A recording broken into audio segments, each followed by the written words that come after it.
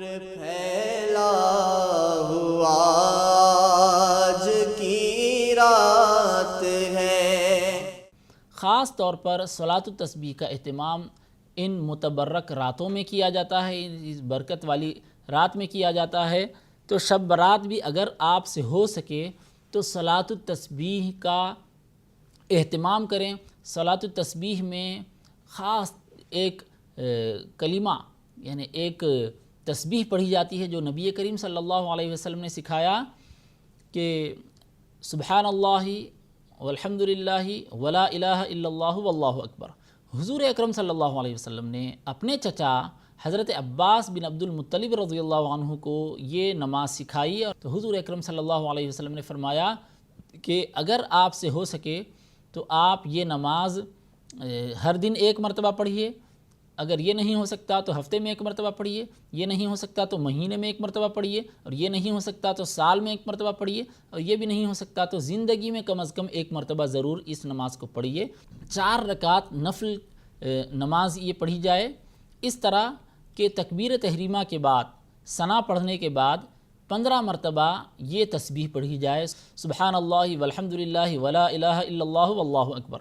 ثنا کے بعد 15 مرتبہ یہ تسبیح پڑھ دیے، اس کے بعد اعوذ باللہ بسم اللہ کے بعد سورہ فاتحہ پڑھیں گے، جو سورہ آپ پڑھنا چاہتے ہیں پڑھیں گے، اس کے بعد پھر 10 مرتبہ یہ تسبیح پڑھیں، سبحان اللہ والحمد للہ ولا الہ الا اللہ واللہ اکبر۔ رکوع میں جائیں، رکوع کی تسبیح کہنے کے بعد 10 مرتبہ یہ تسبیح پڑھیں، سبحان اللہ والحمد للہ ولا الہ الا اللہ واللہ اکبر۔ پھر رکوع سے سر اٹھائیں، دونوں ہاتھ چھوڑ کر جو کھڑے ہو جاتے ہیں جس کو قومہ کہتے ہیں، قومہ میں رکوع سے کھڑے ہونے کے بعد کھڑے ہوئے 10 مرتبہ یہ تسبیح پڑھیں، سبحان اللہ والحمد للہ ولا الہ الا اللہ واللہ اکبر۔ پھر سجدے میں جائیں، سجدے کی تسبیح کہنے کے بعد 10 مرتبہ یہ تسبیح پڑھیں، سبحان اللہ والحمد للہ ولا الہ الا اللہ واللہ اکبر۔